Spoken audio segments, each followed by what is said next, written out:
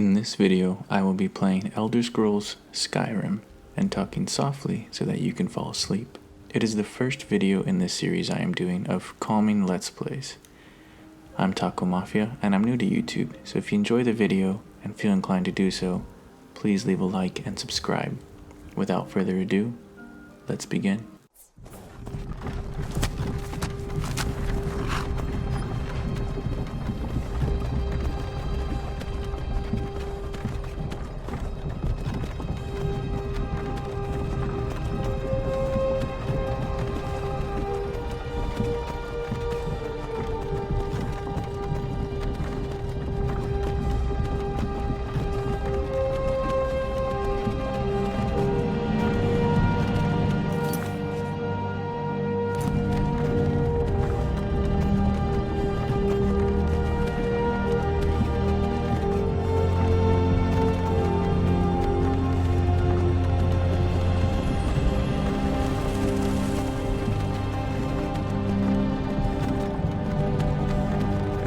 You're finally awake. You were trying to cross the border, right? Walked right into that Imperial ambush, same as us. And that thief over there. Damn you Stormcloaks. Skyrim was fine until you came along. Empire was nice and lazy. If they hadn't been looking for you, they could have stolen that horse and been halfway to Hammerfell. You there, you and me, we shouldn't be here. It's these Stormcloaks the Empire wants. We're all brothers and sisters in binds now, thief. Shut up back there. What's wrong with him, huh? Watch your tongue. You're speaking to Ulfric Stormcloak, the true High King. Ulfric? The Jarl of Windhelm? You're the leader of the rebellion. But if they've captured you... Oh gods, where are they taking us?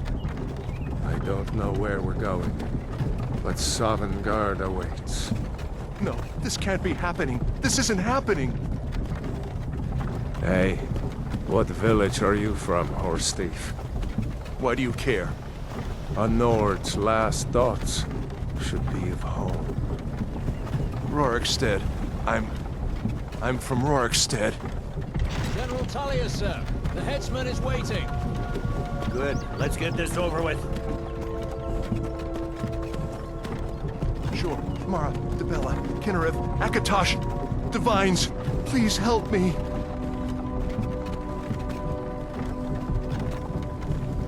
Look at him. General Tullius, the military governor. And it looks like the Thalmor are with him. Damn elves. I bet they had something to do with this.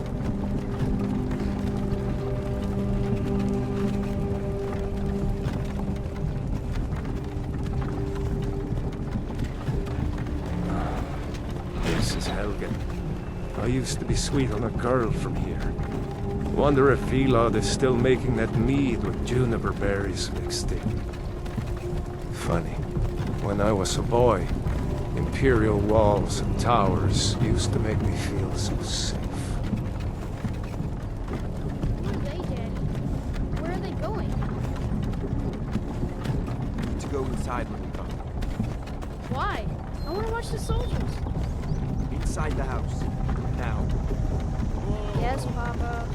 Get these prisoners out of the carts! Move it! Why are we stopping? Why do you think? End of the line.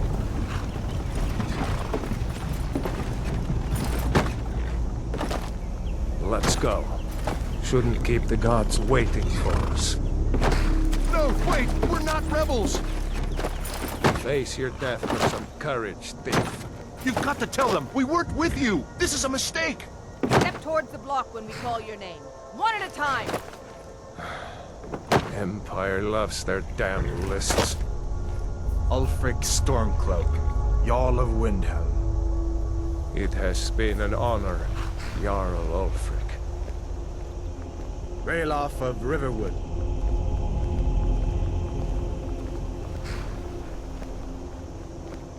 Lokir of Rorikstead. No! I'm not a rebel! You can't do this! Halt! You're not gonna kill me! Archers! Anyone else feel like running? Wait. You there. Step forward. Who are you? That has to be one of the most iconic openings to a video game ever. I don't think I can name one off the top of my head that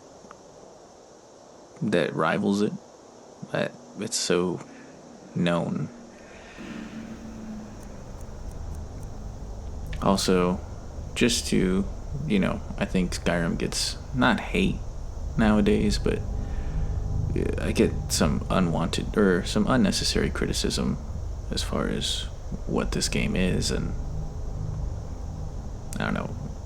Bethesda's gotten a lot of criticism lately, some rightfully so, some not. But the opening with the Thalmor being there, like later you realize that has meaning. I don't know. I just appreciate that stuff so much more. Thinking of doing a stealth class to keep the combat noises to a minimum. Let me go ahead and read through the races and we can pick which one. Argonian. This reptilian race, well suited for the treacherous swamps of their black marsh homeland, has developed a natural resistance to diseases and the ability to breathe underwater. They call upon the Hiskin to regenerate health very quickly.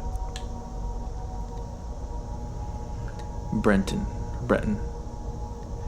In addition to their quick and perceptive grasp of spellcraft, even the humblest of High Rock's Bretons can boast a resistance to magic. Bretons can call upon the Dragonskin power to absorb spells. Dark Elf. Also known as Dunmer in their homeland of Morrowind, Dark Elves are noted for their stealth and magic skills. They are naturally resistant to fire and can call upon their ancestors' wrath to surround themselves in fire. High Elf. Also known as Altmere in their homeland of Somerset Isle. The High Elves are the most strongly gifted in the arcane arts of all the races. They call upon their highborn power to regenerate magicka quickly. Imperial. Natives of Cyrodiil. They have proved to be shrewd diplomats and traders. They are skilled with combat and magic. Anywhere gold coins might be found, Imperials always seem to find a few more. They can call upon the voice of the Emperor to calm any enemy. Khajiit. Hailing from the province of Elsewhere, they are intelligent, quick, and agile. They make excellent thieves due to their natural stealthiness. All Khajiit can see in the dark at will and have unarmed claw attacks. Nord. Citizens of Skyrim. They are tall and fair-haired people. Strong and hardy, Nords are famous for their resistance to cold and their talent as warriors. They can also use battle cry to make opponents flee. Orc. The people of Worthgaren and Dragontail Mountains, Orcish smiths are prized for their craftsmanship. Orc troops in heavy armor are among the finest in the Empire and are fearsome when using their berserker rage. Redguard, the most naturally talented warriors in Tamriel. The Redguards of Hammerfell have a hardy constitution and a natural resistance to poison. They can call upon an adrenaline rush in combat. Wood Elf. The clan folk of Western Valenwood Forest, also known as Bosmer. Wood Elves make good scouts and thieves, and there are no finer archers in all of Tamriel.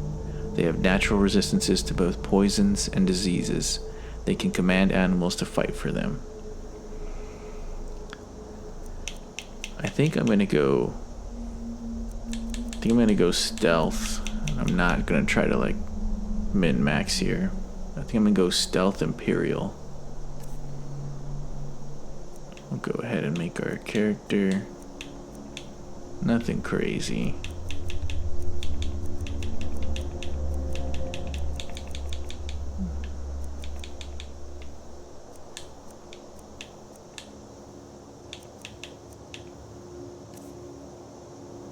I think I'm just gonna change his nose up a little bit.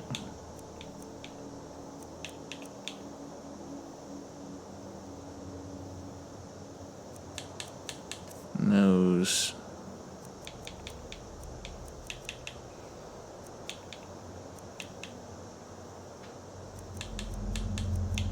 Give me different other colored eyes.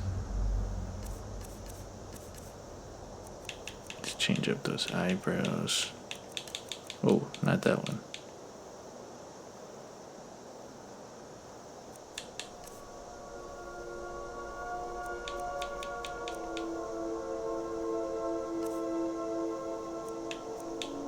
actually kind of like this hair.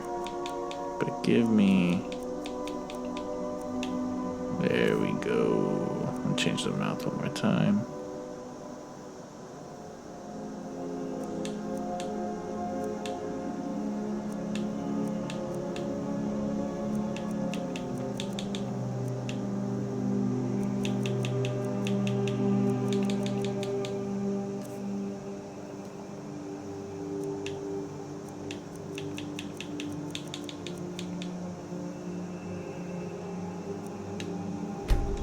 We'll name him Adam.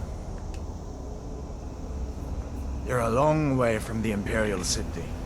What are you doing in Skyrim? Captain, what should we do? He's not on the list. Forget the list. He goes to the block.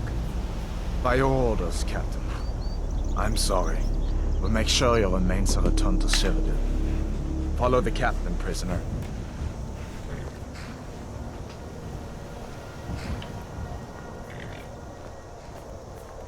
I don't know if there's been an update, but I never noticed Hadvar kind of has like a different accent than I remember. Some here in Helgen call you a hero, but a hero doesn't use a power like the voice to murder his king and usurp his throne.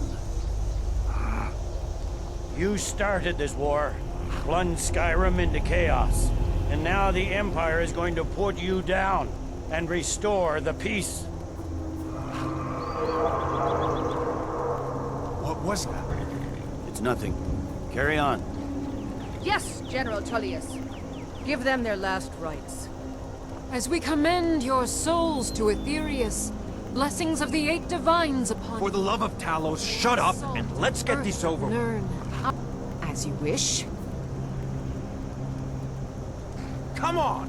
I haven't got all morning.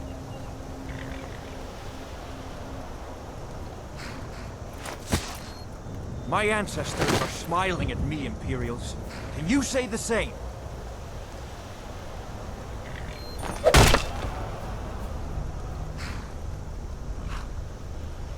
You Imperial bastards! Justice! Death to the Stormcloaks! As fearless in death as he was in life. Next, the renegade from Cyrodiil. And man, she said that with some venom. Here it is again. Did you hear that? I said, next prisoner. To the block, prisoner. Nice and easy.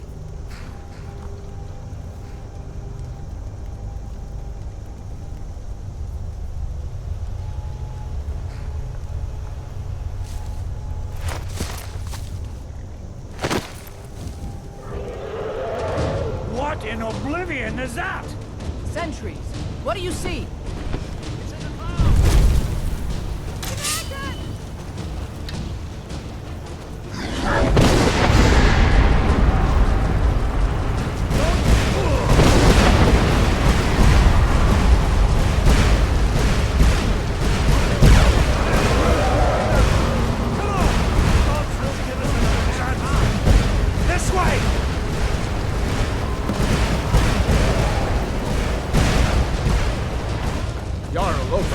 What is that thing? Could the legends be true? Legends don't burn down villages. We need to move, now! Up through the tower. Let's go! With me, up the tower! We just need to move some of these rocks to clear... Get back! Last mistake.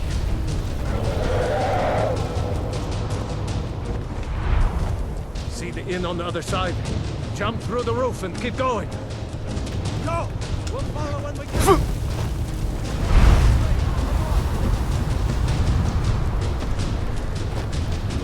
Hammond, get over here. Hammond, you need to get over here. Now! Matter boy, you're doing great. Coral! Everyone get back! Still alive, prisoner? Keep close to me if you want to stay that way. Gunnar, take care of the boy. I have to find General Tullius and join the defense. Gods guide you.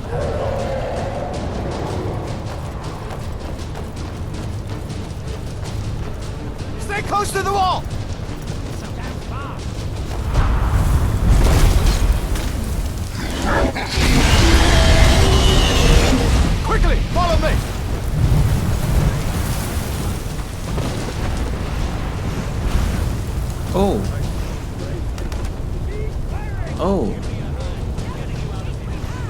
That has never happened to me. That was wild. It's you and me, prisoner! Stay close!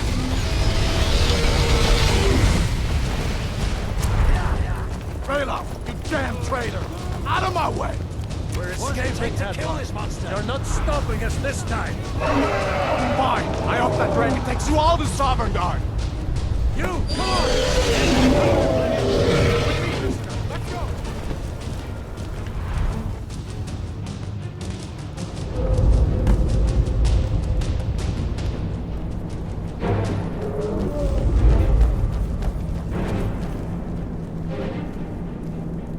We'll meet again in Sovngarde, brother. Looks like we're the only ones who made it. That thing was a dragon, no doubt. Just like the children's stories and the legends. The harbingers of the end times. We better get moving. Come here. Let me see if I can get those bindings off. There you go. You may as well take Gunjar's gear. He won't be needing it anymore. So, usually I go with Hadvar to get like the iron ignits that you can get from his uncle. But I just feel like story-wise, it never made sense to me, like why I would go to my prisoners, so that's why I went with good old Rayloff here this time. But again, I usually rush through that intro just to get on my new playthrough as fast as possible. But I feel like, man, like just taking it through this time, step by step, just appreciate it so much more.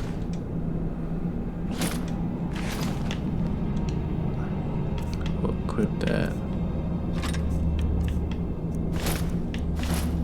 All right. Get that armor on, and give that axe a few swings. I'm going to see if I can find some way out of here. Ah, this one's locked. Let's see about that gate.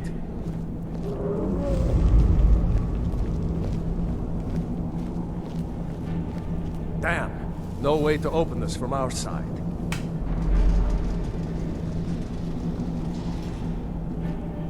It's the Imperials! Keep moving! Take cover! Get this gate open.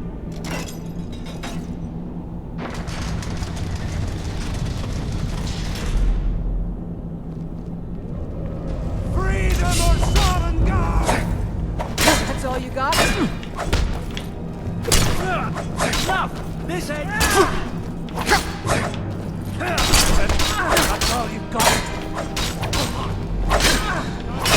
You bested. That is your best. Maybe one of these Imperials have a key.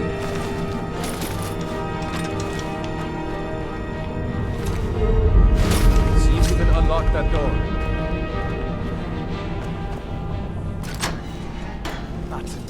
Come on, let's get out of here before the dragon brings the whole tower down on our heads. I'm going to use my sword for now. I like the Stormcloak armor better, so I'm gonna keep that one.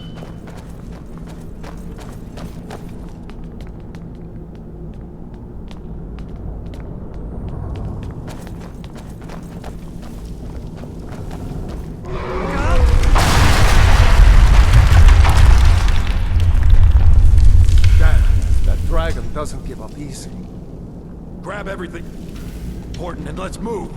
Dragon's burning everything to the ground.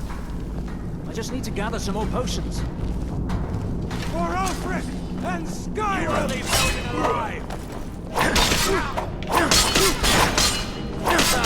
I've suffered worse during travel.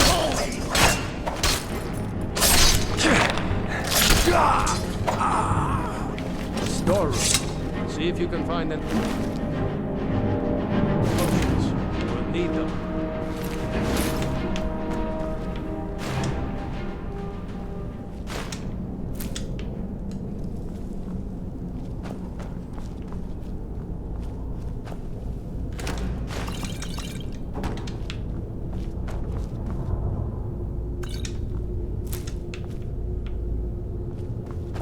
Done?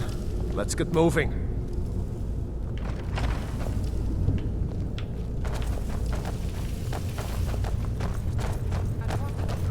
Troll's blood. It's a torch. Hear that? Come on.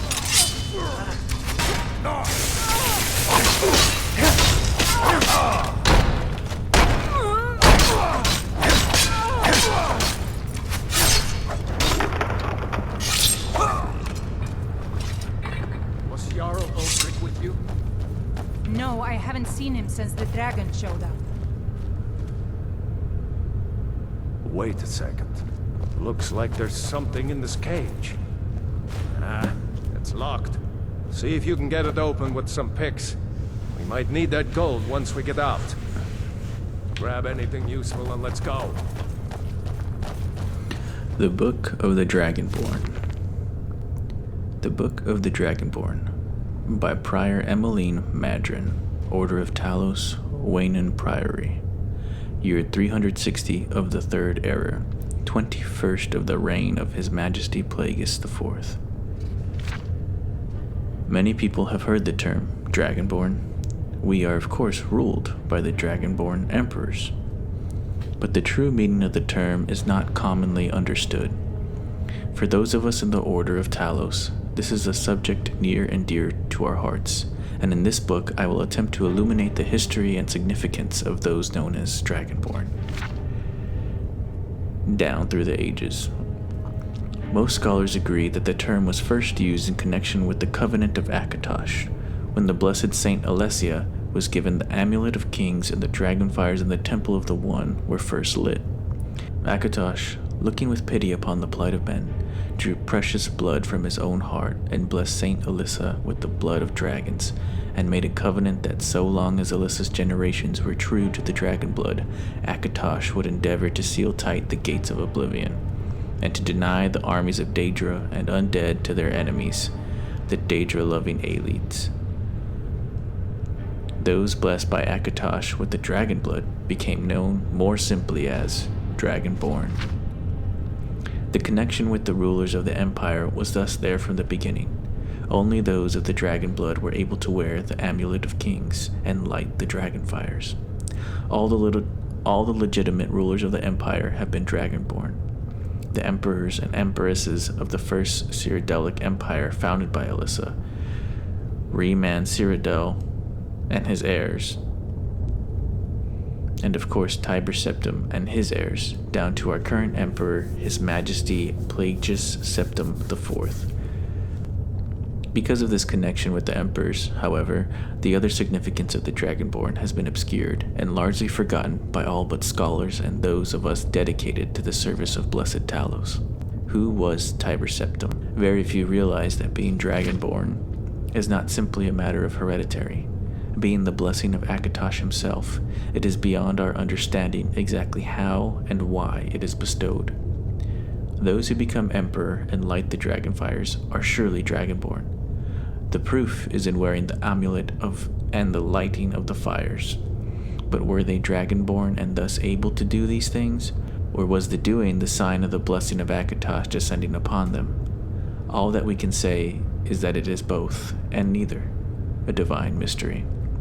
The line of septims have all been Dragonborn, of course, which is one reason the simplistic notion of it being hereditary has become so commonplace.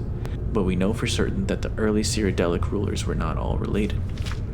There is also no evidence that Reman Cyrodiil was descended from Alyssa, although there are many legends that would make it so, most of them dating from the time of Reman and likely attempts to legitimize his rule.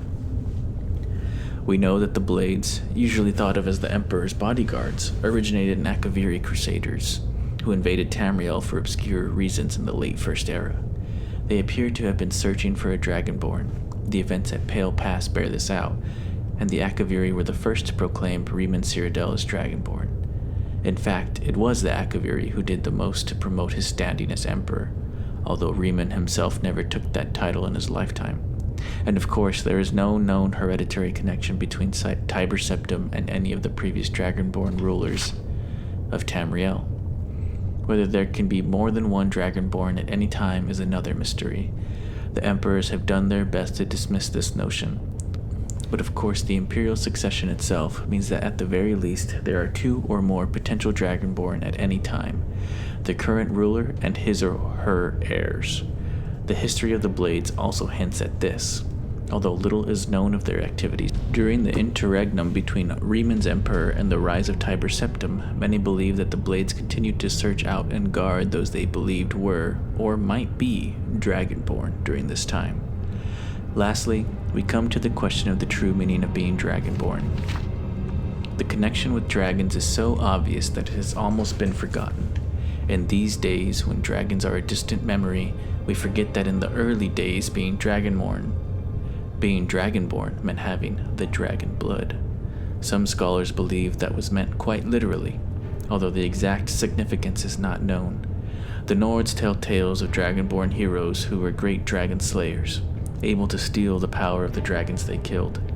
Indeed, it is well known that the Akaviri sought out and killed many dragons during their invasion, and there is some evidence that this continued after they became Riemann Cyril's Dragon Guard.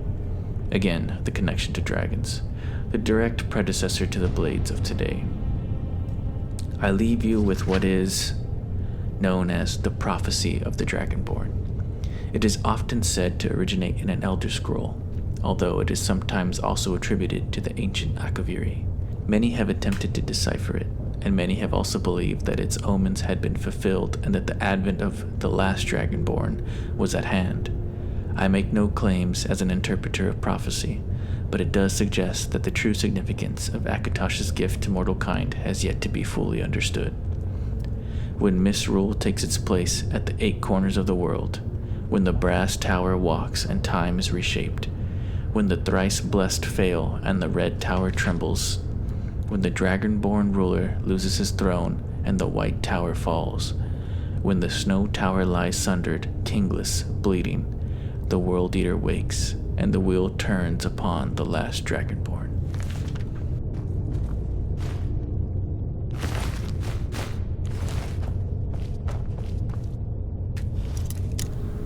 Do some picklocking.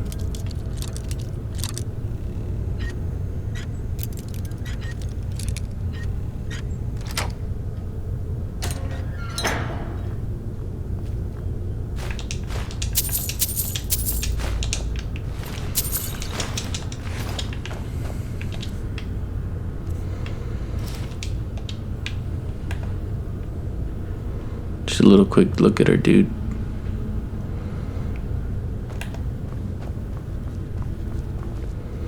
Thanks for letting me read that book, Rayloff. I appreciate it.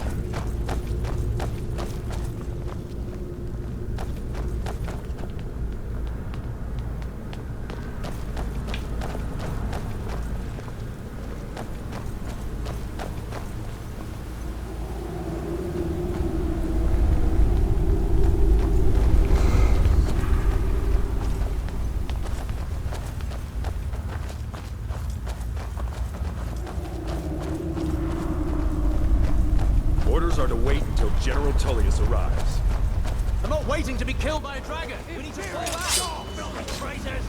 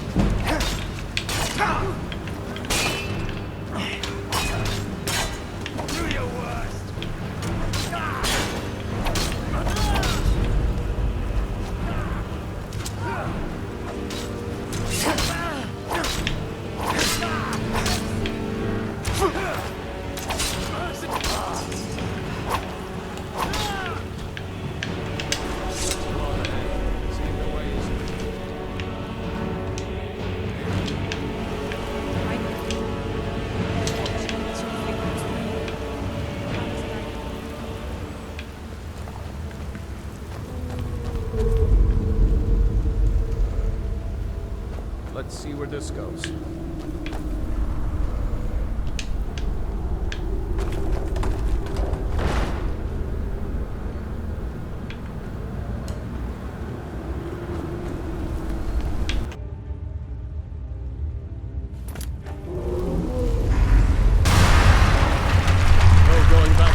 now.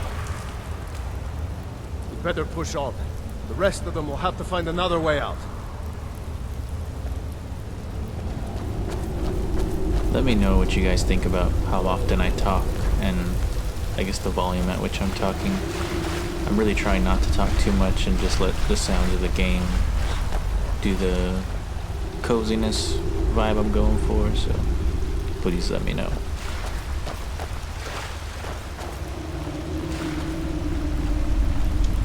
That doesn't go anywhere. Guess we'd better try this way. Or if you have any game suggestions that you think would go good with this vibe, please drop them below in the comments. I might actually put a request for that at the beginning of this video. So sorry if that was a bit redundant.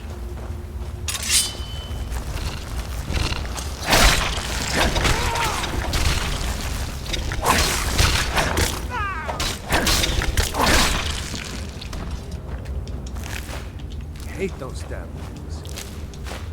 Too many eyes.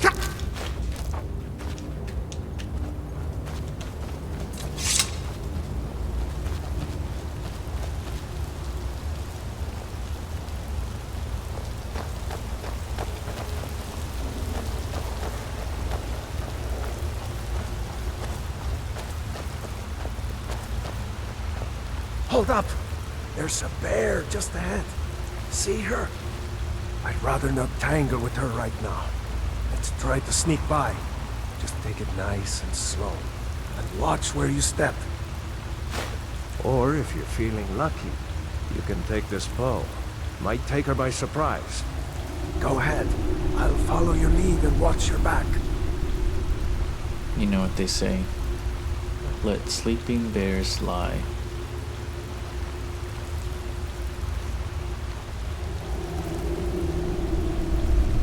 Again, in a normal playthrough, I usually get the experience of killing this bear, especially if I'm doing like a sneak run through. But I feel like narratively, after just escaping a prison, would you really just pick a fight with a bear for no reason? I don't think so. Oh shit. Oh shit. Oh shit.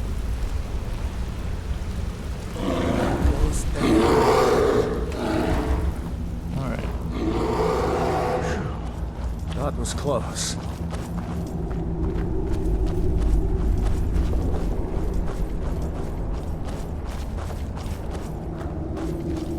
That looks like the way out. I knew we'd make it.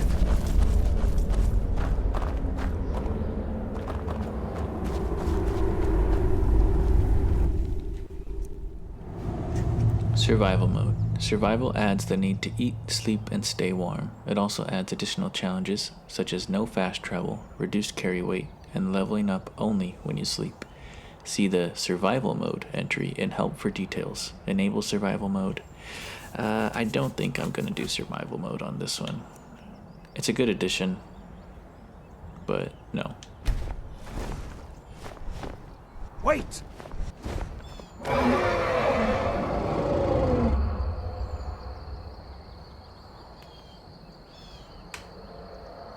There he goes. Looks like he's gone for good this time. No way to know if anyone else made it out alive. But this place is going to be swarming with Imperials soon enough. We better clear out of here. My sister, Gerda, runs the mill in Riverwood, just up the road. I'm sure she'd help you out. It's probably best if we split up. Good luck. I wouldn't have made it without your help today. So we'll let him run off. We'll catch up with him later, unless he's gonna wait for me. But man, I mean, I know they've done updates to this game, and it's re-released like who knows how many times, but this game came out in 2011. And just look at that. Like, yeah, maybe the 360 and PS3 couldn't realize this, but this was their vision, and I mean, it has aged just wonderfully. There's not many games that are prettier than this.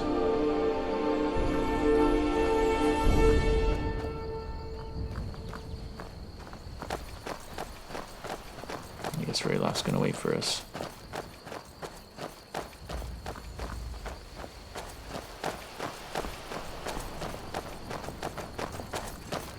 You know, you should go to Windhelm and join the fight to free Skyrim. You've seen the true face of the Empire here today. If anyone will know what the coming of the dragon means, it's Ulfric.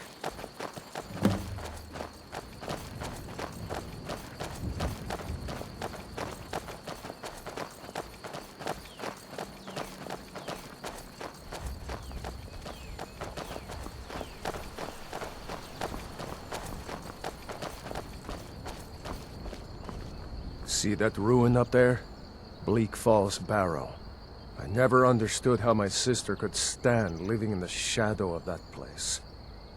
I guess you get used to it. Again, there's a reason this game is the first game I'm playing in this series, because it's arguably my favorite game of all time. And stuff like that, like putting Bleak Falls Barrow, that you're gonna do a quest in later that kicks off pretty much the entirety of the main story right as you exit out, have it such a These are the structure is Guardian amazing. Stones. 3 of the 13 ancient standing stones that dot Skyrim's landscape. Go ahead, see for yourself. Those under the sign of the thief will learn all stealth skills 20% faster. You may only have one sign blessing at a time. Those under the sign of the mage will learn all magic skills 20% faster. Those under the sign of the warrior will learn all combat skills 20% faster. We're gonna go with the thief, obviously, their stealth playthrough. Thief, eh? It's never too late to take charge of your own fate, you know.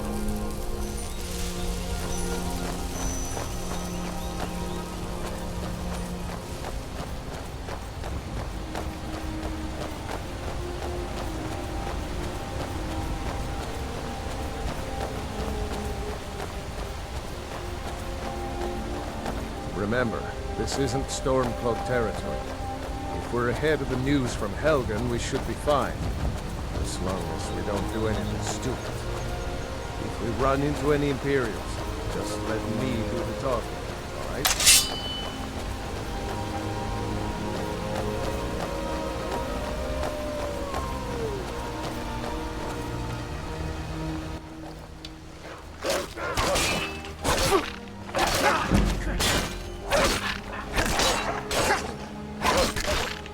Oh, Rayloff, watch where you're walking, buddy.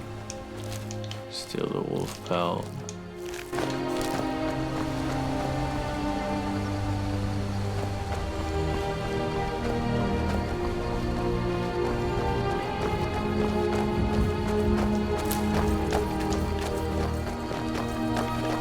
I'm glad you decided to come with me.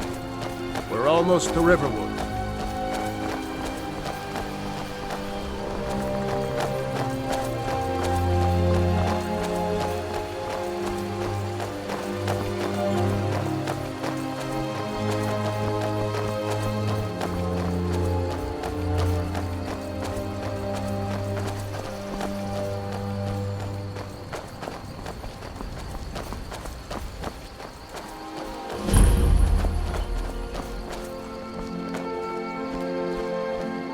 Looks like nobody here knows what happened yet. A dragon! I saw a Gerd was dragon! probably working at her lumber mill. Is it now, Mother? It was as big as the mountain and black as night. It flew right over the barrel. Dragons now, is it? Please, Mother. If you keep on like this, everyone in town will think you're crazy. And I've got better things to do.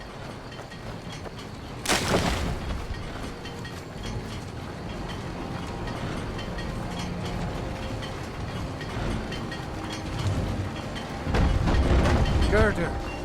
Brother, Mara's mercy, it's good to see you. But is it safe for you to be here? Gerder. That Ulfric had been captured. Gerder, I'm fine. At least now I am. Are you hurt? What's happened? And who's this? One of your comrades? Not a comrade yet, but a friend. I owe him my life, in fact. Is there somewhere we can talk? There's no telling when the news from Helgen will reach the Imperials. Helgen? Has something happened? You're right. Follow me. Pod, come here a minute. I need your help with something. What is it, woman? Sven drunk on the job again? Pod, just come here. Raylo, what are you doing here? Ha, I'll be right down.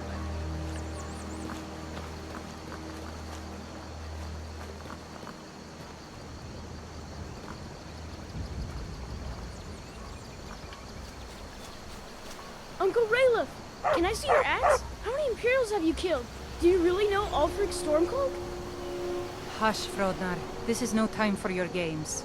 Go and watch the South Road. Come find us if you see any Imperial soldiers coming. Aw, Mama. I want to stay and talk with Uncle Raylo. Look at you. Almost a grown man. Won't be long before you'll be joining the fight yourself. That's right.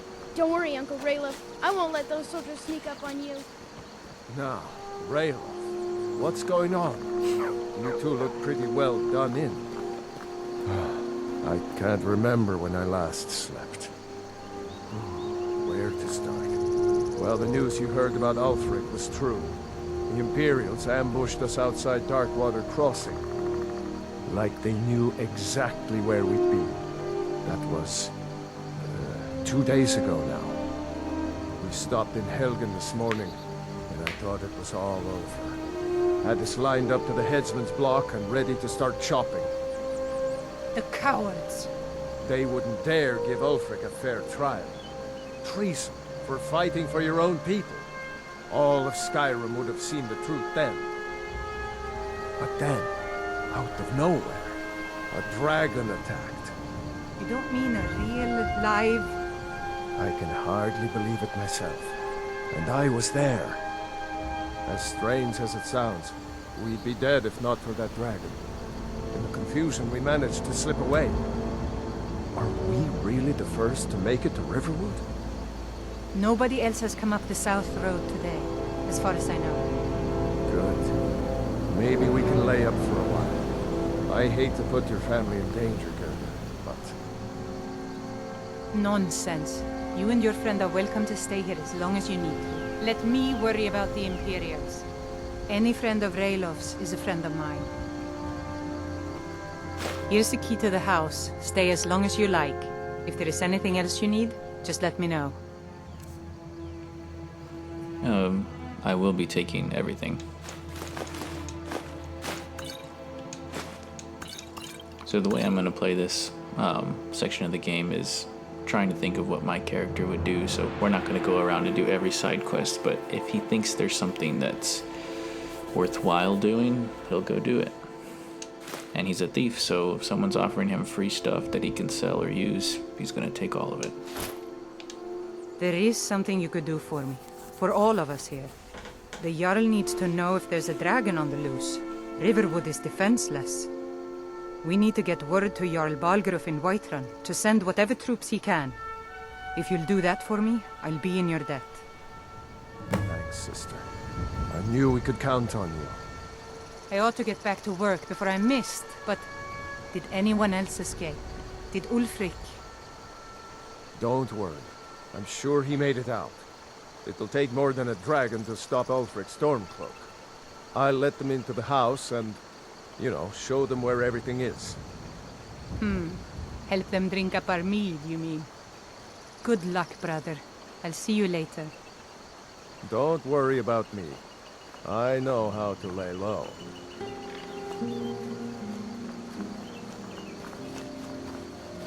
I told you my sister would help us out.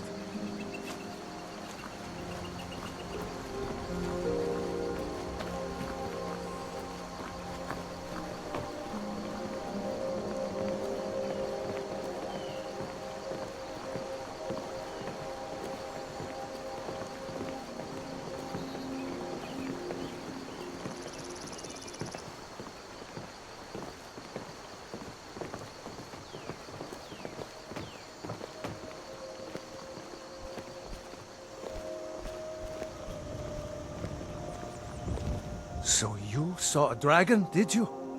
Tell me, what was it like? As big as a house? Much bigger than that. As big as the inn. Well, I'll be. That would be a sight to see. Not that I actually want to see one, understand. I hope that dragon stays far away from here.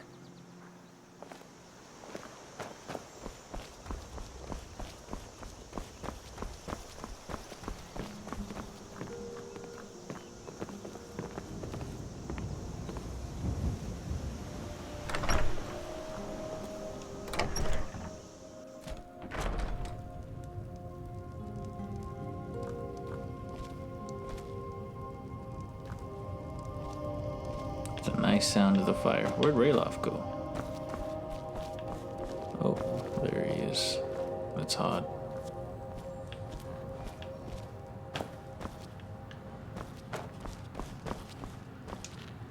Talos guide you.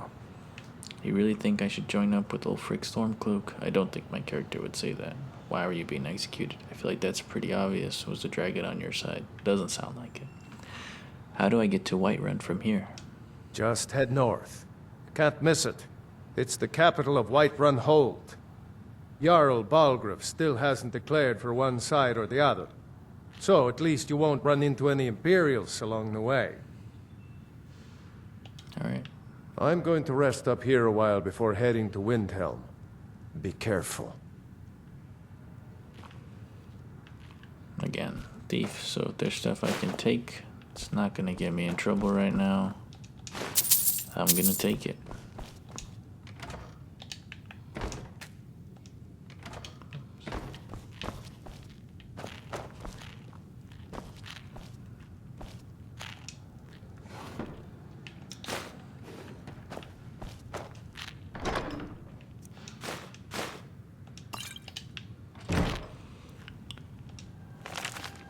Olaf and the Dragon by Adonato Liotelli.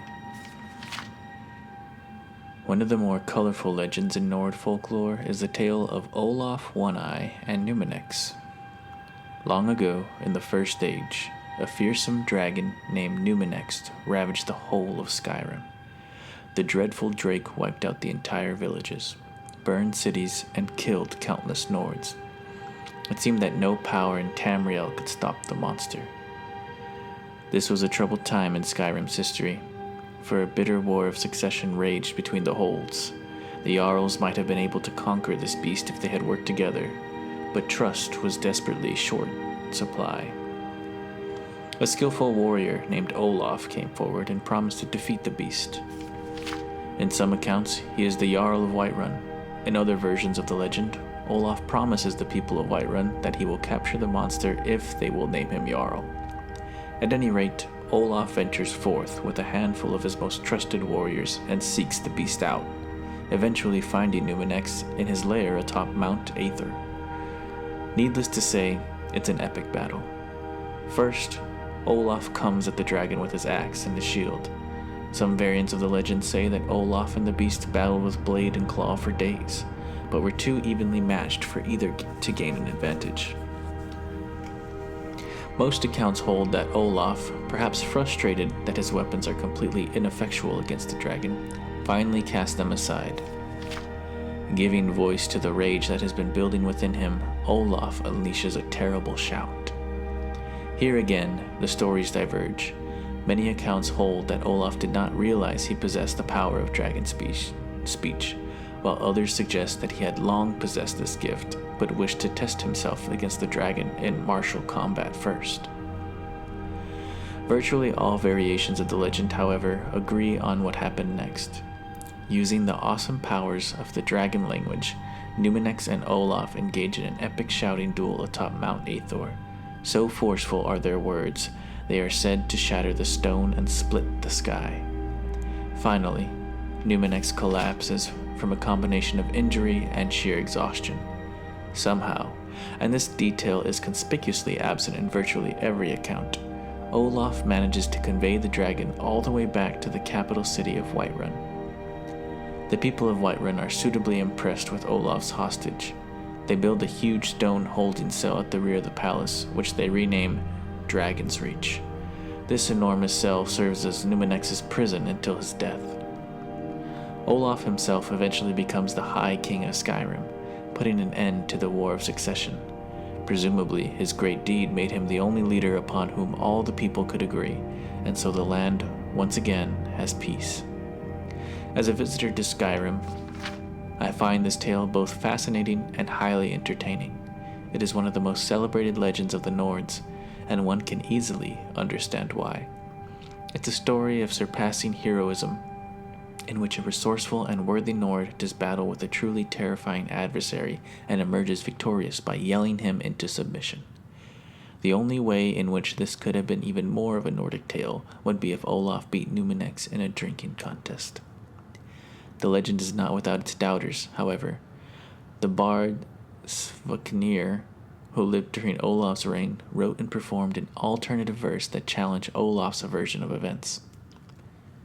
Enraged, the High King threw the rebellious bard in prison and destroyed all written copies of the verse. How I would love to lay hands on a copy of that verse. I admit I am immensely curious to know what assertions Svagnir made about how Olaf really defeated Numenex. There are a few ancient bard texts that provide one possible answer. These tomes suggest that Numenex was particularly foul-tempered because he was extremely old. In these accounts, the dragon spends his final years terrorizing the countryside before flying off to the top of Mount Aethor to die in peace. When Olaf finds Numenex, the dragon is too weak to defend himself. Olaf and his men capture the beast without effort, but decide to take advantage of the situation by fabricating a heroic tale. It is worth noting that all of Olaf's warriors who were said to witness the shout duel went on to become wealthy leaders during Olaf's reign as High King. However, it is equally likely that Svagnir had some grudge against Olaf, and his scandalous verse was an attempt to damage the High King's reputation. Alas, we will never know. I leave you now, good reader, with this gentle reminder. A good historian must remain impartial and consider all points of view. Time has a way of distorting our record of events, so the closer you can get to the original sources, the better. It's a little lesson on first-hand accounts from Bethesda right there.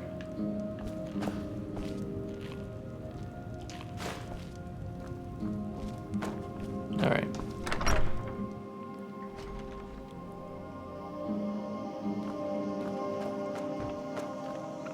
So I think Adam here would probably stop by for a drink.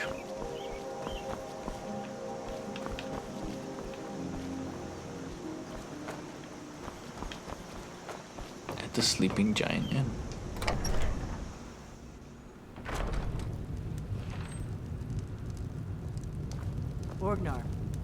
Orgnar, are you listening? Hard not to. The ale is going bad. We need to get a new batch.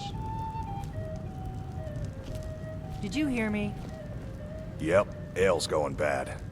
I guess you don't have potatoes in your ears after all. Just make sure we get a fresh batch in soon.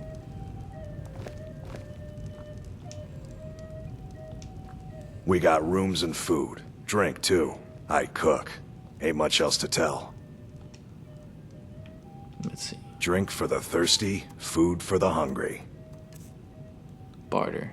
Items above the divider line belong to the vendor. Items below the line belong to you. To buy or sell an item, select it and press A. Alright.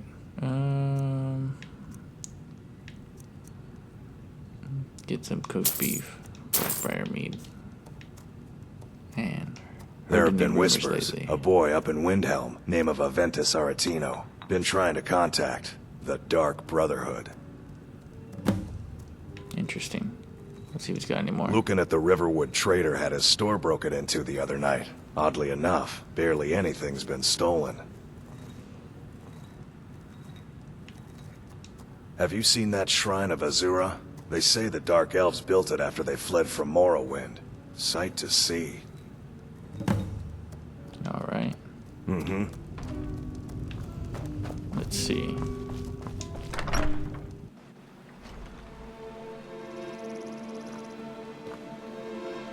I mean, just look at this. This is insane.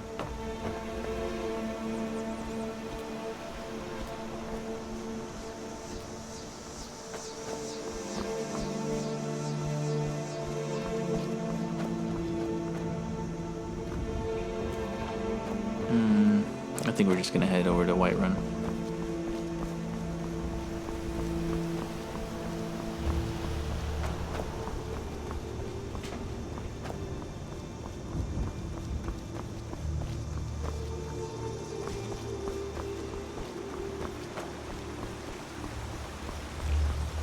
If you guys are still here,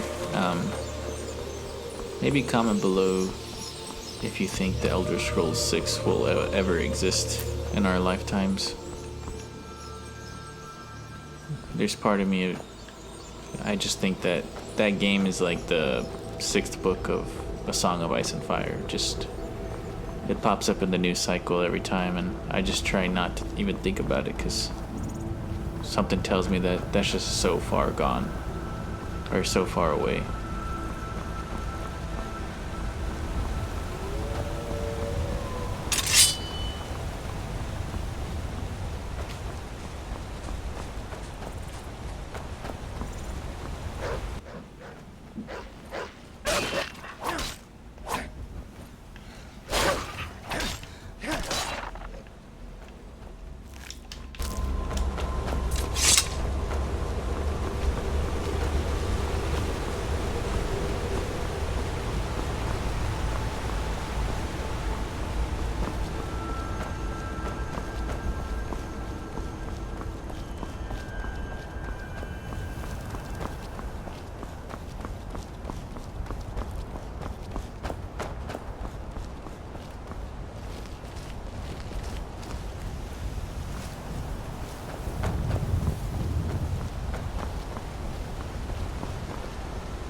As a kid playing this game, I used to love seeing like the guards escorting people.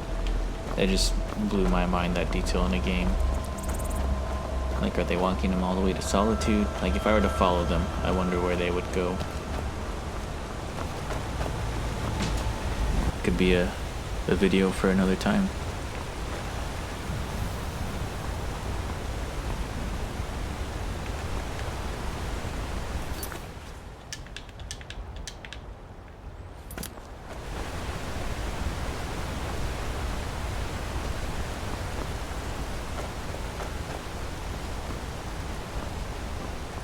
Solitude, Whiterun, Arvestead, Winterhold, Riften, and Windhelm. We've heard of Windhelm, we've heard of Winterhold, and we've heard of Whiterun. Don't believe the other two. We have.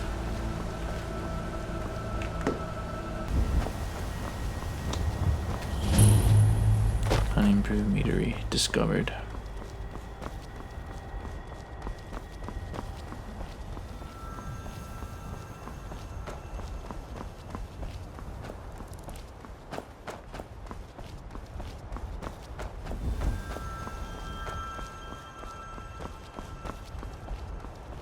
You know, usually there's a freaking giant... Oh, there it is.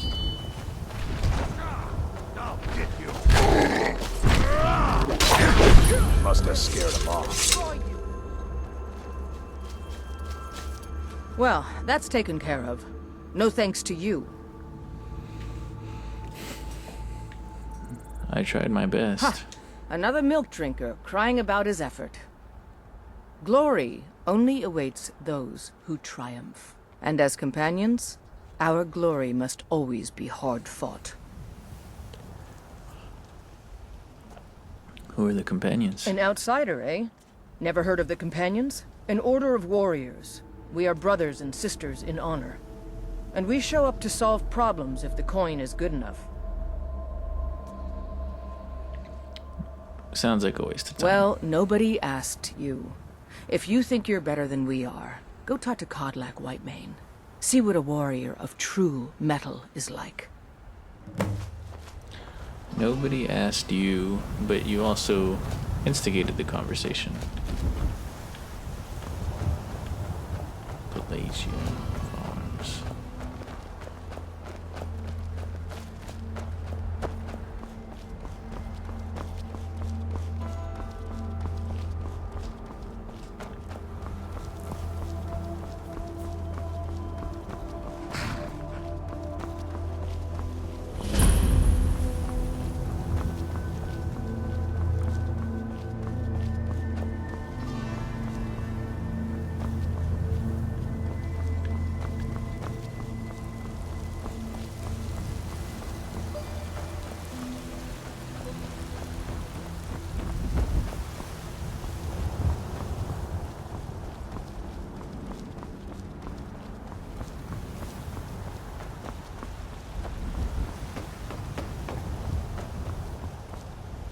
So before we start this conversation with the guard here, I think this is one of my major faults with Skyrim, is there is no speech skill, really. We have it, but there's just no use for it. City's closed with the dragons about. Official business only.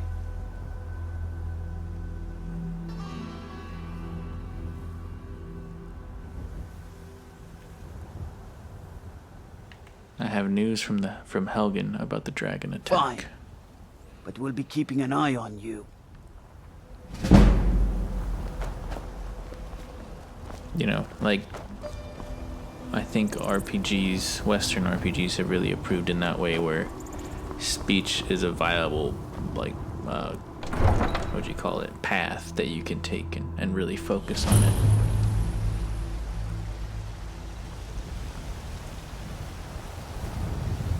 We'll pay whatever it takes, but we must have more swords for the Imperial soldiers.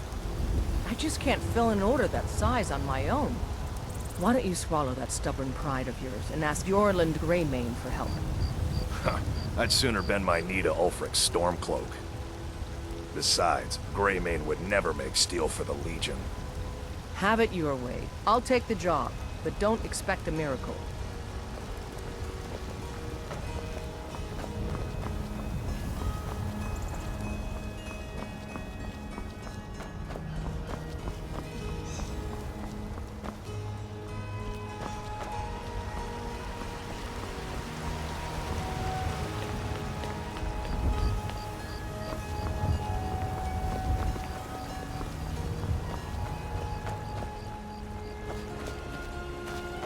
I think another area where Skyrim shows its age is its cities.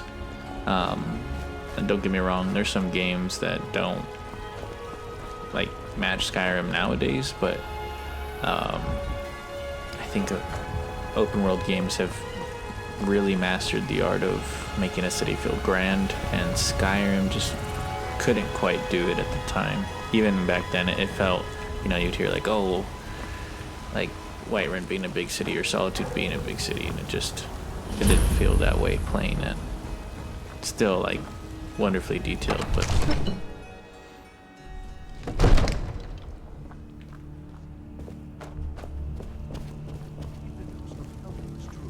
Well, there's no telling what we do this. Nothing? My lord, please. This is no time for rash action. I just think we need more information. What's the meaning of this interruption? Jarl Balgrup is not receiving visitors. Who's this then? I have news from Helgen about the dragon that attack. explains why the guards let you in. Come on then. The Jarl will want to speak to you personally.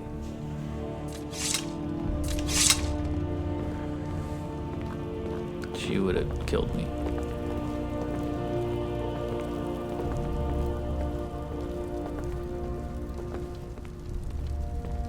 So, you were at Helgen. You saw this dragon with your own eyes?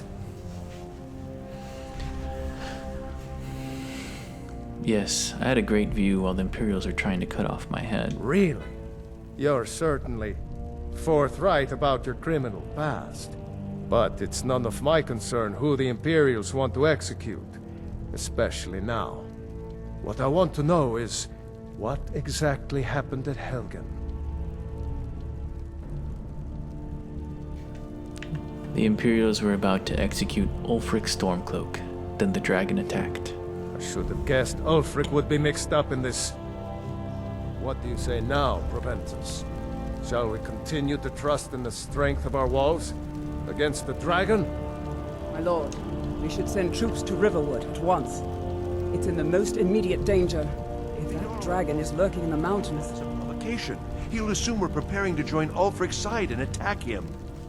We should not... Enough! I'll not stand idly by while the dragon burns my hold and slaughters my people.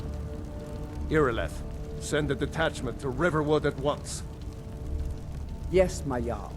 If you'll excuse me, I'll return to my duties. That would be best. Well done. You sought me out on your own initiative. You've done Whiterun a service, and I won't forget it. Here, take this as a small token of my esteem.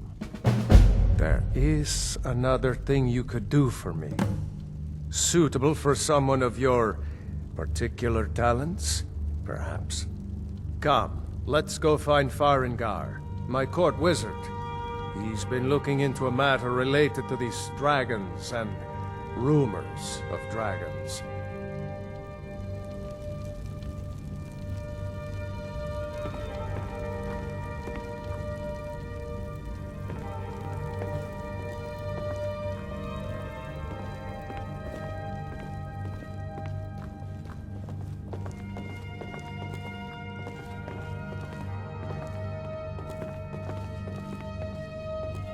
Farengar, I think I found someone who can help you with your dragon project.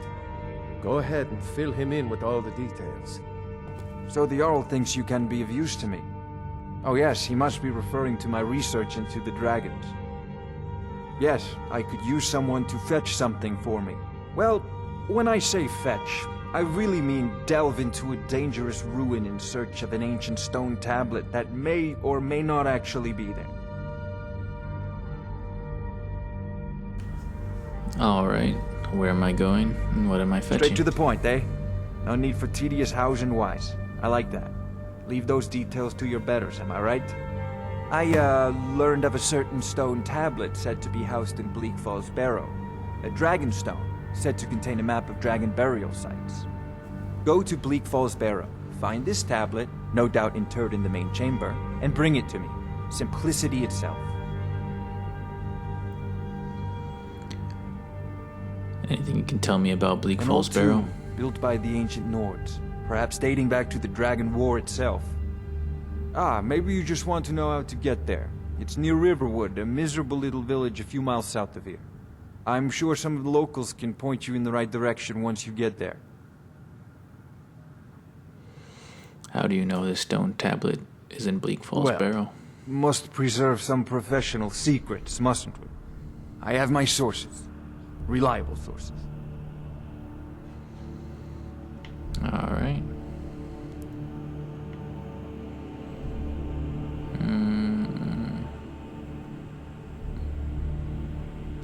Have you encountered any Sadly, dragons? no. My work affords me few opportunities for such an adventure. Perhaps some hero will bring one to Dragon's Reach, like old Olaf one I once did. What a fascinating conversation that would be. Alright. This is a priority now. Anything we can use to fight this dragon, or dragons. We need it quickly, before it's too late. Of course, Jarl Balgroof. You seem to have found me an able assistant. I'm sure he will prove most useful. Succeed at this, and you'll be rewarded. Whiterun will be in your debt. Alright. We'll head off to Bleak Falls Barrow soon. But first we gotta stock up on some supplies. Oh man. This has gotta be one of the best video game tracks ever.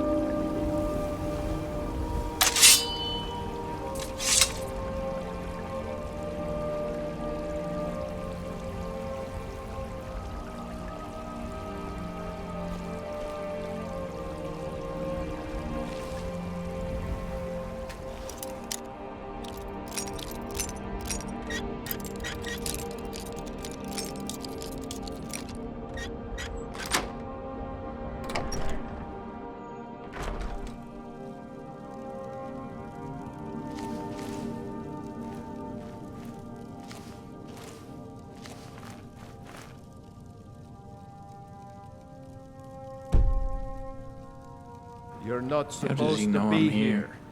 I guess. Last warning. Leave. Oh my god. Now. Alright. I'm out of here.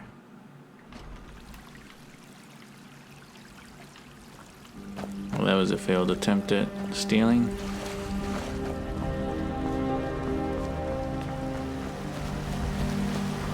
Guess we can try over here right now.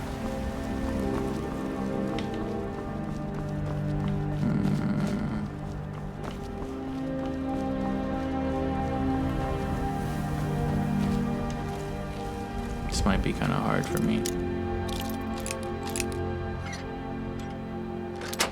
Oh, there you go. Nice. First level up. Leveling up. When your level increases, you must choose to increase your health, magicka, or stamina. You can also select a new perk at this time, or save it for later. Available perks are highlighted in each constellation. We'll do health.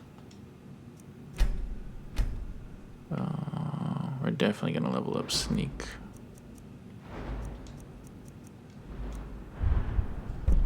You are 20% harder to detect when sneaking.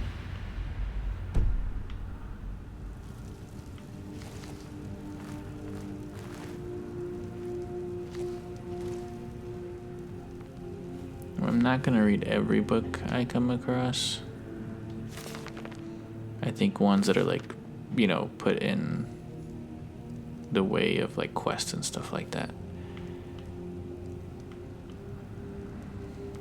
Like when we go to Bleak Falls Sparrows, if there's anything there.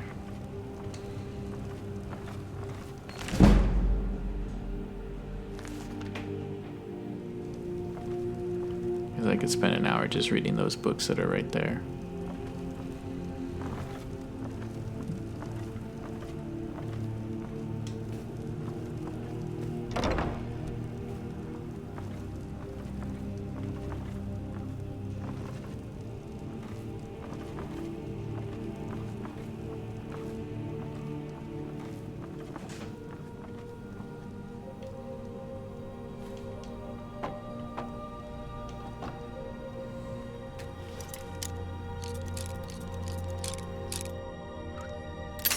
Oh.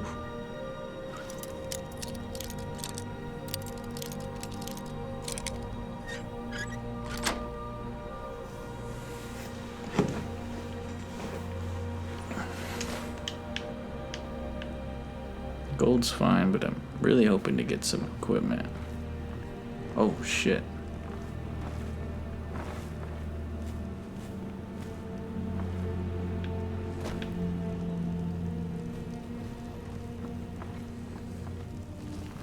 Did not realize he was still there. Okay. I'm looking for a longbow, so I guess we could go to the bow place. See if we can pick the lock there.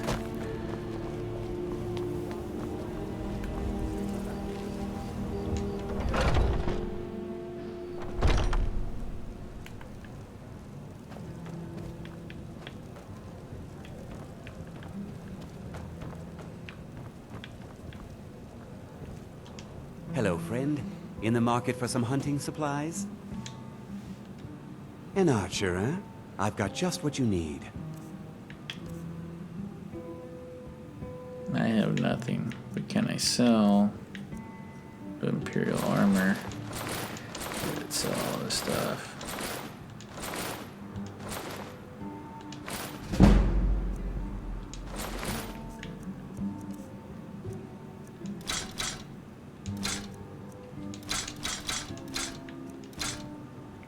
I guess I have a longbow, but we'll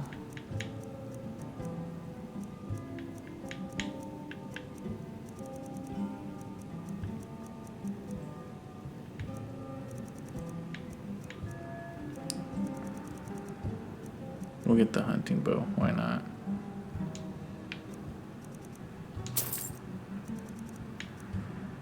And we'll get some steel arrows.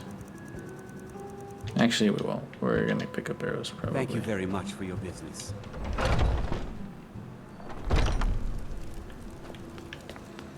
And then we'll go over to our lovely blacksmith. Let's see what we can get here.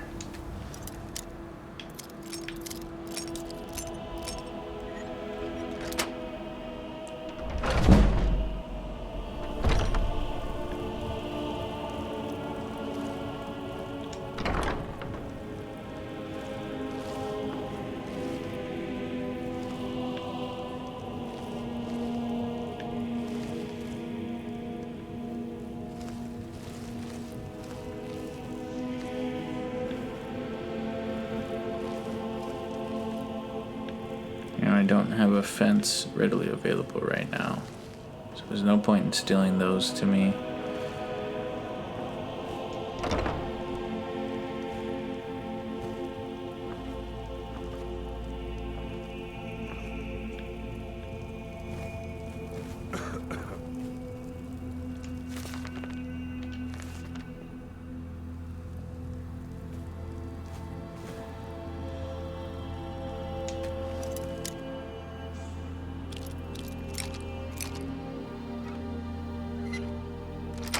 Nice.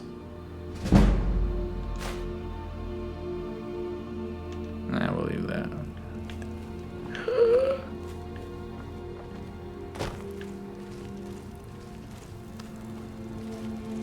Can't a woman get a moment to herself?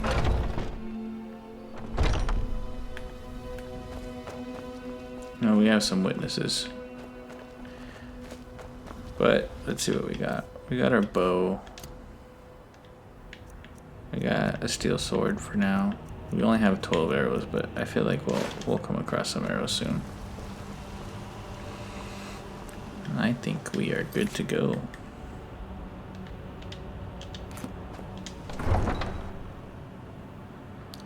You move more slowly with your weapon drawn. Alright, we'll do some fast traveling. We don't need to go everywhere. On foot. World map. On the world map, locations that you have discovered have light icons, while locations that you have only heard about have dark icons. You can select any location you have discovered to fast travel to it.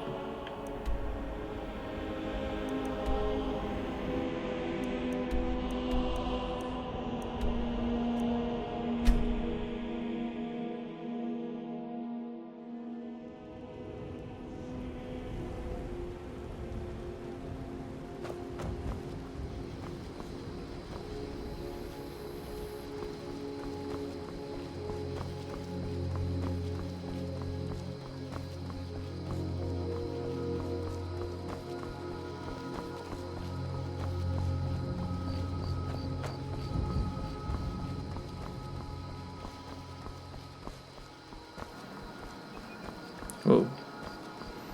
These must be the guards they sent from, yep, Whiterun.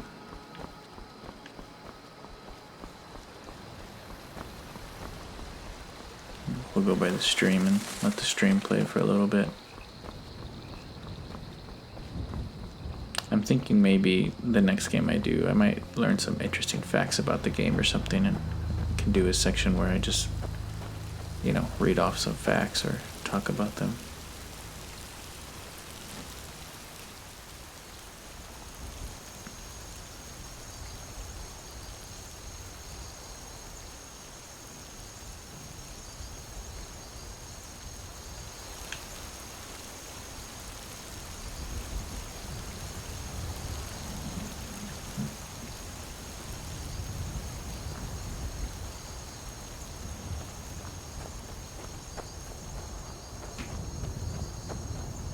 When I play Skyrim, it makes me want to go camping sometimes.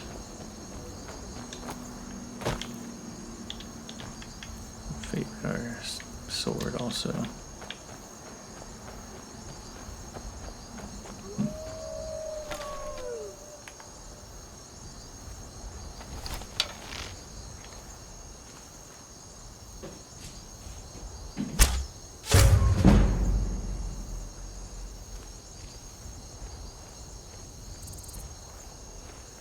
Sounded like there was two of them.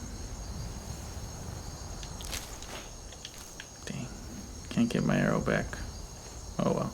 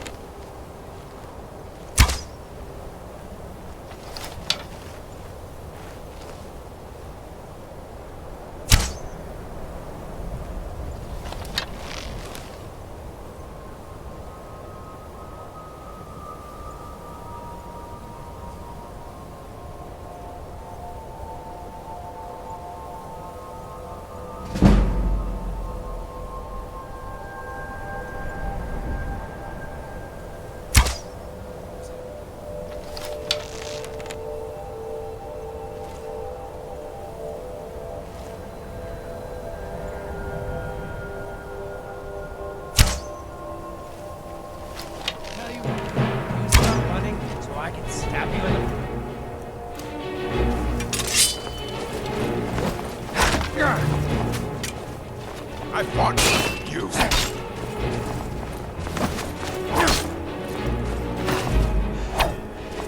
Ted, throw out your coin.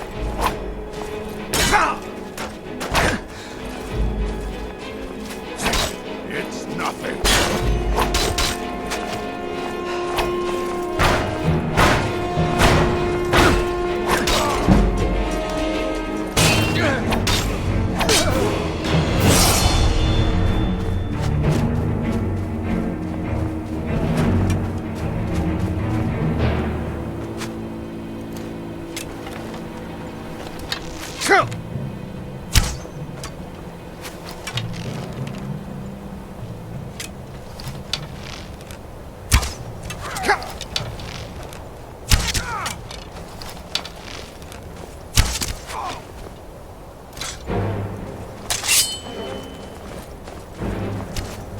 I think you're...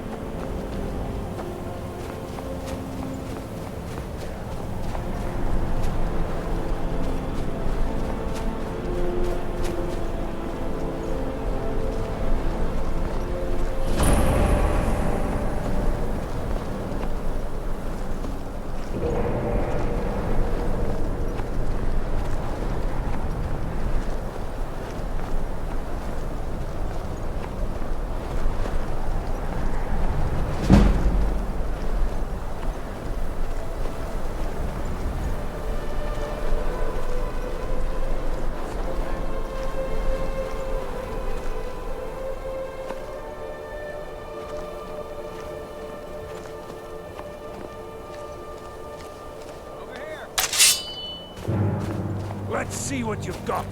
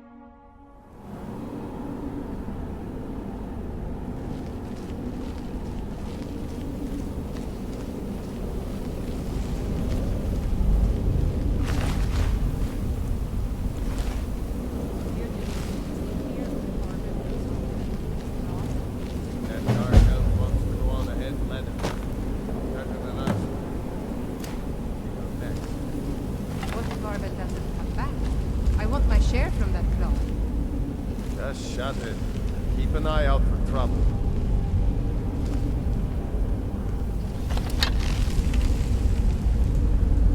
What was that?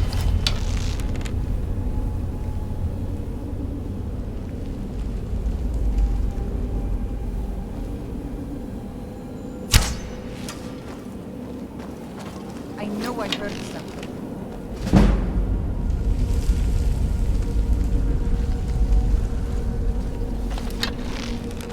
Over here. I'll rip your heart out.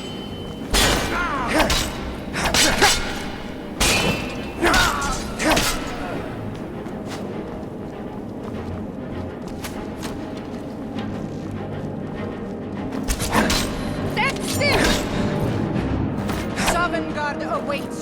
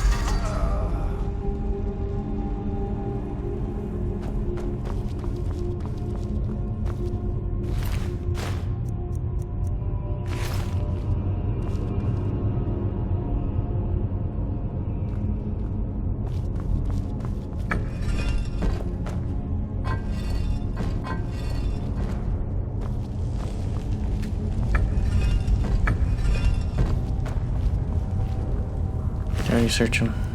Let's just take everything.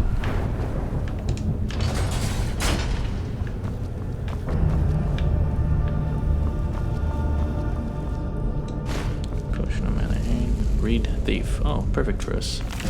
Pickpocketing increased to 16. Thief by Revan. If the reader has not yet had the pleasure of reading the first volume in these series on the life of Eslaf Erol, Beggar, he should close this book immediately, for I shan't recap. Well, we're not going to do that. I will tell you this much, gentle reader. When we last saw Eslaf, he was a boy, an orphan, a failed beggar running through the wild winter woods of Skyrim, away from his home of Erlogard, for he continued running, stopping here and there for many more years until he was a young man. Eslaf discovered that among the ways of getting food, asking for it was the most troublesome. Far easier was finding it in the wilderness, or taking it from unguarded market stalls. The only thing worse than begging to get food was begging for the opportunity to work for the money to buy it. That seemed needlessly complicated. No, as far as Eslaf was concerned, he was best off being a scavenger, a beggar, and a thief. He committed his first act of thievery shortly after leaving Erlogard, while in the southern woods of Tambukar in the rugged land near Mount Jensen, just east of the village of Horbeld. Eslaf was starving, having not eaten anything but a rather scrawny raw squirrel in 4 days, and he smelled meat cooking, and then found the smoke. A band of minstrel bards was making camp. He watched them from the bushes as they cooked and joked and flirted and sang. He could have asked them for some food, but so many others had refused him before. Instead, he rushed out, grabbed a piece of meat from the fire, and wincing from the burns, scrabbled up the nearest tree to devour it while the bard stood under him and laughed. "What is your next move, thief?" giggled a fair, red-headed woman who was covered with tattoos. "How do you intend to disappear without us catching and punishing you?" As the hunger subsided, Eslaf realized she was right. The only way to get out of the tree without falling in their midst was to take the branch down to where it hung over a creek. It was a drop off a cliff of about 50 feet. That seemed like the wisest strategy, so Eslaf began crawling in that direction. "You do know how to fall, boy," called out a young Khajiit, but a few years older than Eslaf, thin but muscular, graceful in his slightest movements. "If you don't, you should just climb down here and take what's coming to you. It's idiotic to break your neck when we just give you some bruises and send you on your way." "Of course, I know how to fall," Eslaf called back, but he didn't. He just thought the trick of falling was to have nothing underneath you and let nature take its course. But 50 feet up, when you're looking down, is enough to give anyone pause. "I'm sorry to doubt your abilities, Master Thief," said the Khajiit, grinning. "Obviously, you know to fall feet first with your body straight, but loose to avoid cracking like an egg. It seems you are destined to escape us." Eslaf wisely followed the Khajiit's hint and leapt into the river, falling without much grace but without hurting himself. In the years that followed, he had to make several more drops from even greater heights, usually after a theft, sometimes without water beneath him, and he improved the basic technique. When he arrived in the western town of Jotunheim on the morning of his 21st birthday, it didn't take him long to find out who was the richest person most deserving of being burgled. An impregnable palace in a park near the center of town was owned by a mysterious young man named Soboid Eslaf. Eslaf wasted no time in finding the palace and watching it. A fortified palace he had come to learn was like a person, with quirks and habits beneath its hard shell. It was not an old place. Evidently whatever money this Sobud had come into was fairly recent. It was regularly patrolled by guards, implying that the rich man was fearful of being burgled, with good reason. The most distinctive feature of the palace was its tower, rising 100 feet above the stone walls, doubtlessly giving the occupant a good defensive view. Eslaf guessed that if Subor was as paranoid as he guessed he to be, the tower would also provide a view of the palace storehouse. The rich man would want to keep an eye on his fortune. That meant that the loot couldn't be directly beneath the tower, but somewhere in the courtyard within the walls.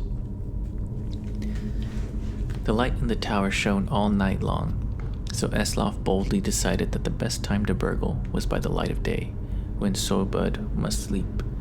That would be the best time the guards would least expect a thief to pounce. And so, when the noon sun was shining over the palace, Eslaf quickly scaled the wall near the front gate and waited, hidden in the crenellations.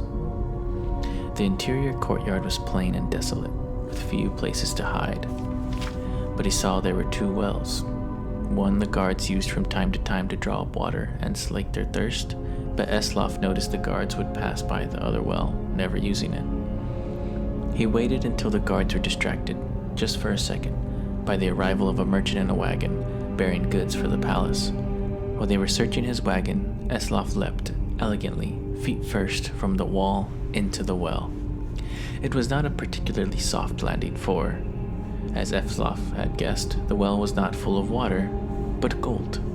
Still, he knew how to roll after a fall, and he didn't hurt himself. In the dank subterranean storehouse, he stuffed his pockets with gold and was about to go to the door which he had assumed would lead to the tower, when he noticed a gem the size of an apple, worth more than all the gold that was left. Eslaf found room for it, down his pants. The door did indeed lead to the tower, and Eslaf followed its curving stairwell up, walking quietly but quickly. At the top, he found the master of the palace private quarters, ornate and cold, with invaluable artwork and decorative swords and shields on the walls. Eslaf assumed the snoring lump under the sheets was Sobud, but he didn't investigate too closely. He crept to the windows and looked out. It was going to be a difficult fall. for Certus. He needed to jump from the tower, past the walls, and hit the tree on the other side. The tree branches would hurt, but they would break his fall, and there was a pile of hay he had left under the tree to prevent further injury. Eslaf was about to leap when the occupant of the room woke up with a start, yelling, "My gem!" Eslaf and stared at him. And stared at him for a second, wide-eyed. They looked alike, not surprising, since they were brothers. Eslaf Errol's story is continued in the book Warrior.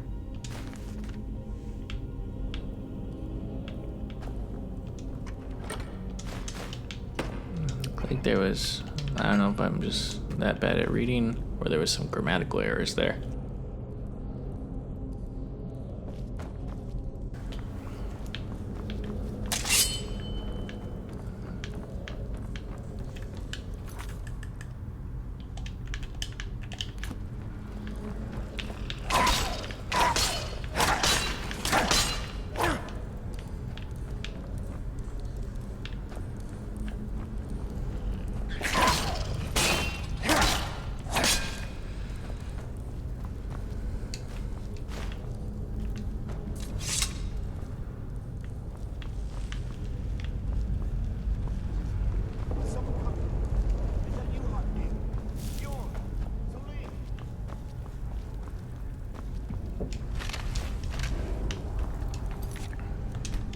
I'm just gonna do that, so if I die, I don't have to start all over.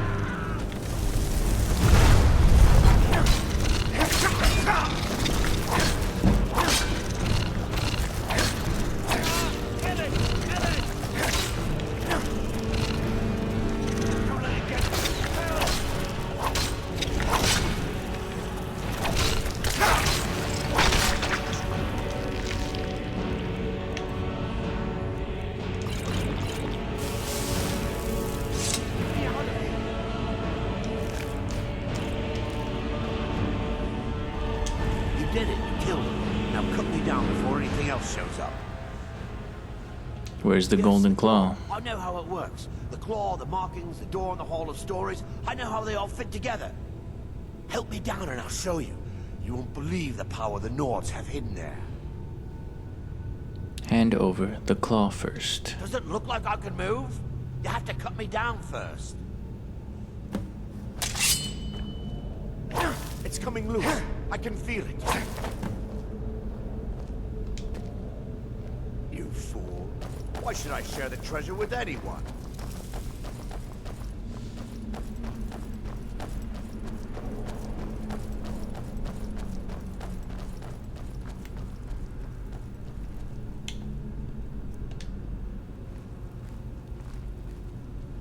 What was that?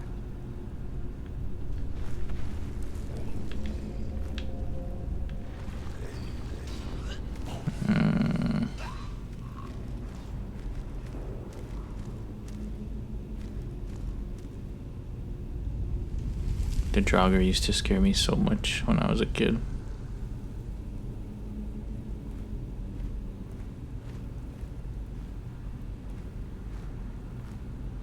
See if we can get a sneak attack on one of them.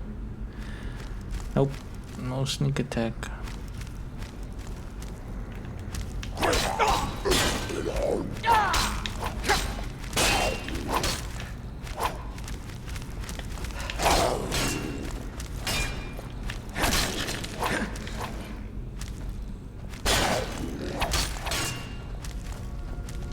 We're gonna drink a potion here.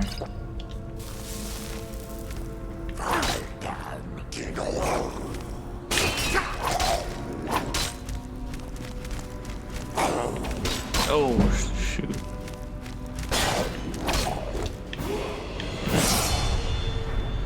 Level up. increase our health. Now we're gonna upgrade our sneak here.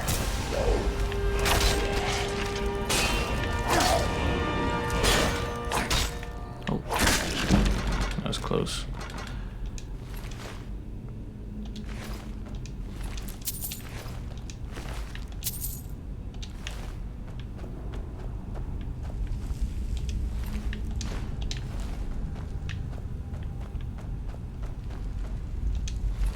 Get the golden claw.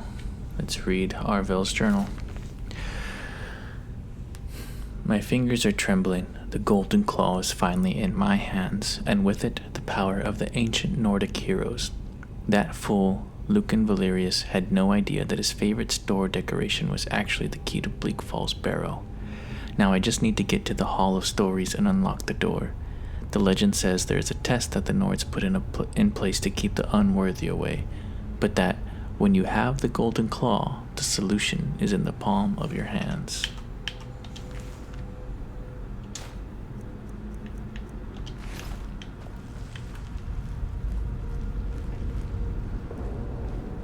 Alright. Yeah, I'm quick saving. Don't judge. I think this one's like a higher level, so. Yep.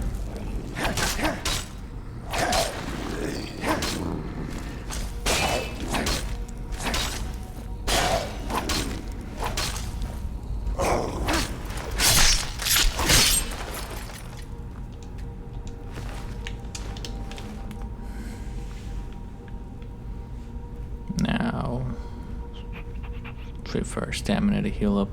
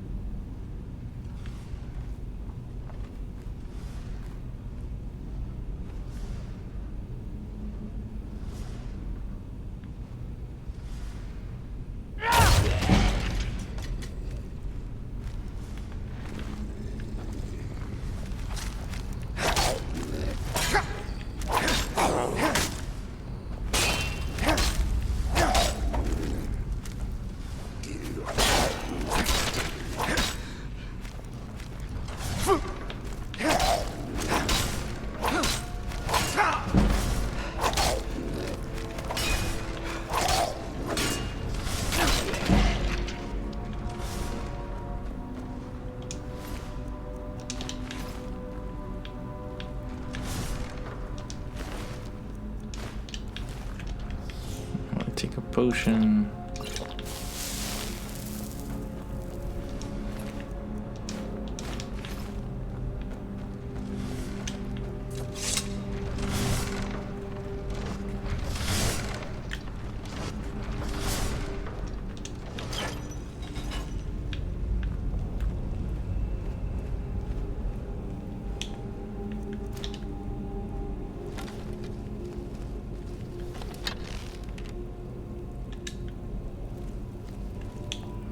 This.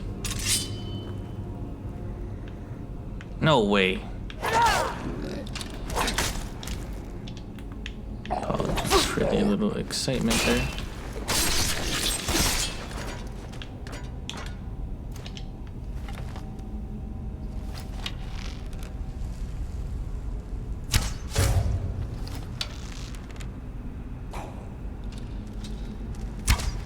Oh.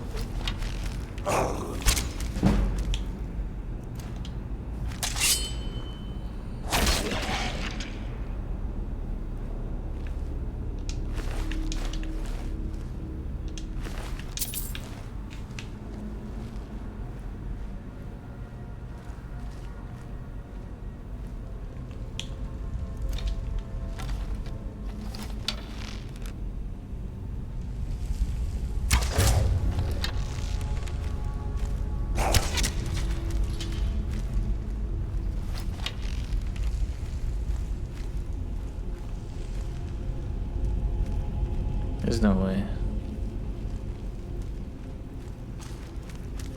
Oh, of course.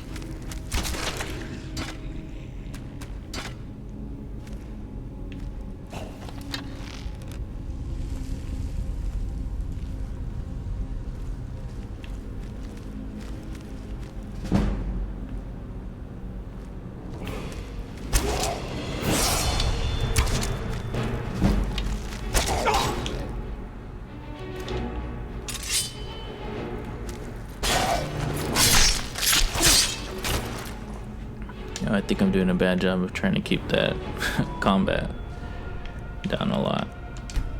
Stamina again.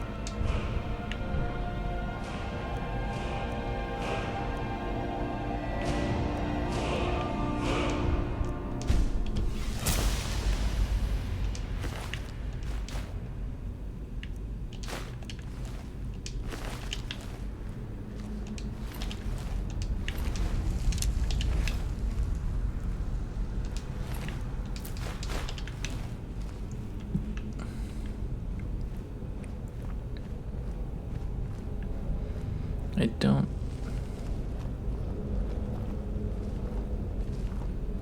Again, more gushing about Skyrim. The details of their dungeons and just really any location, like the craftsmanship within them, was always so stunning to me. It's like when I would go to Disneyland and you just see that everything is meticulously decorated. A lot of times the only games I think that rival its level of detail is the Soulsborne games with like Dark Souls and Elden Ring, where you can tell the architecture means something, or it just feels that way. I don't know if it actually does.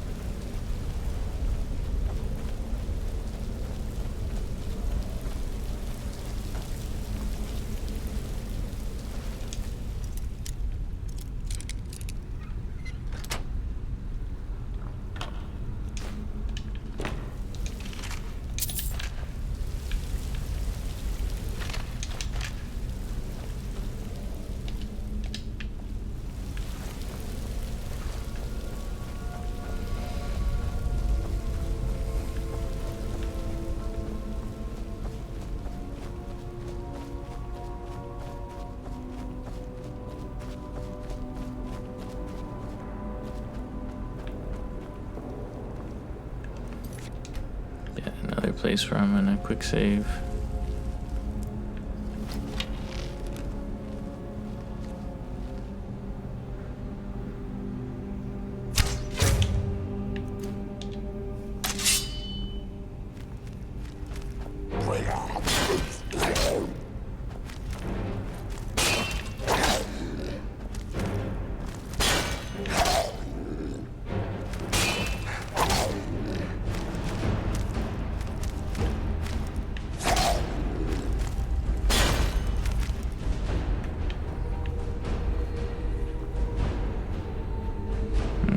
Broken. Oh.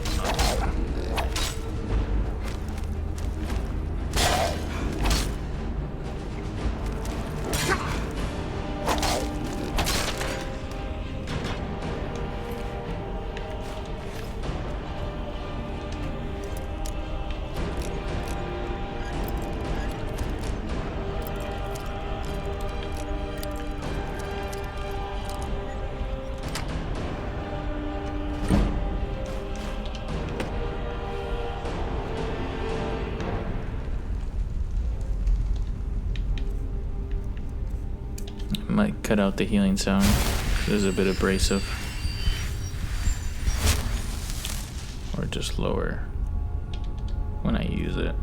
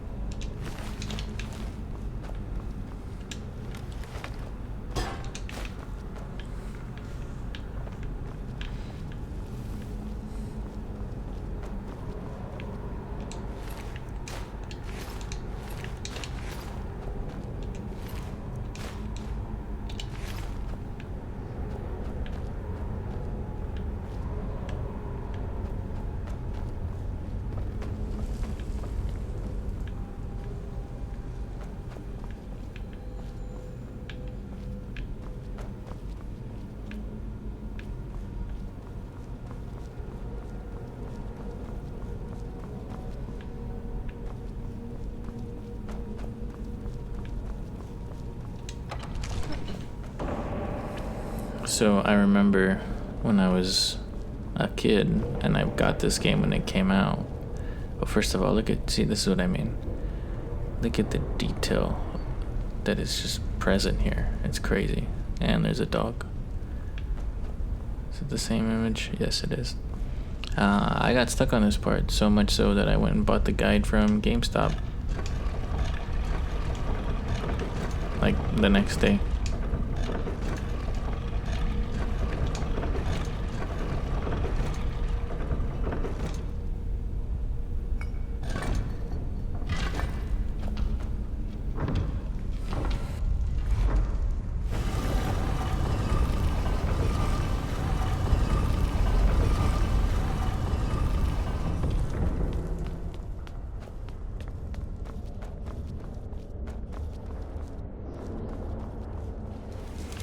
I think I've done that combination probably at least 100 times.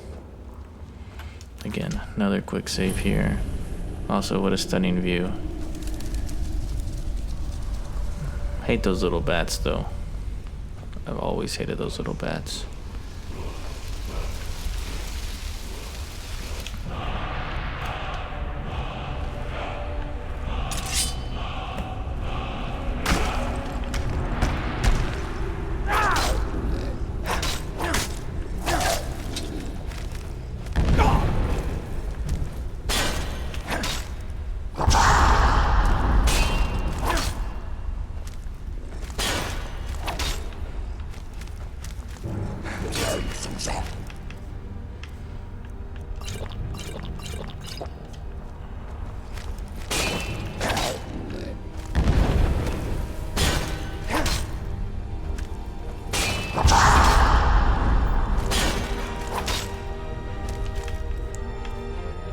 Oh, wrong one.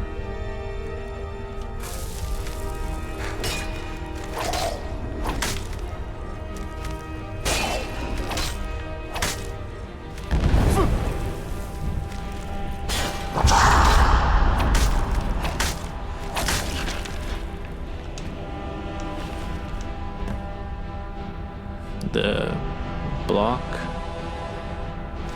mechanic in this game is extremely overpowered in my opinion.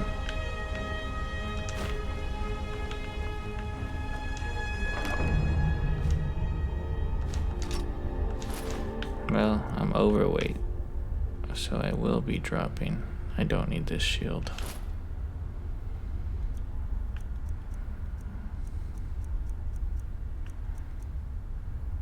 I can lose the helmet. I can lose these boots. Steel soldier boots. I think I'm gonna lose those. I know I have a, yeah, I don't need that one. I'll also throw some here.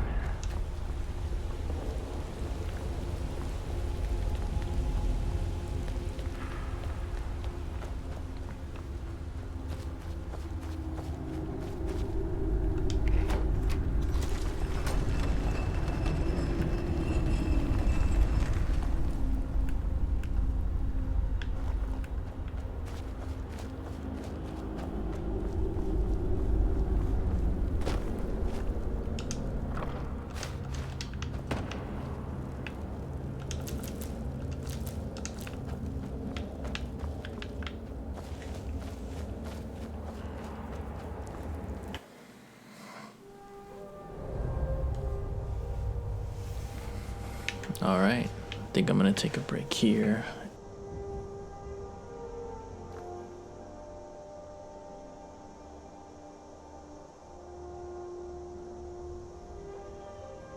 Well, if you made it this far and you're still awake, thank you for watching. I hope you enjoyed. Once again, I am new to YouTube, so if you did enjoy, I would greatly appreciate a like, a comment, or a subscribe. But until next time, farewell.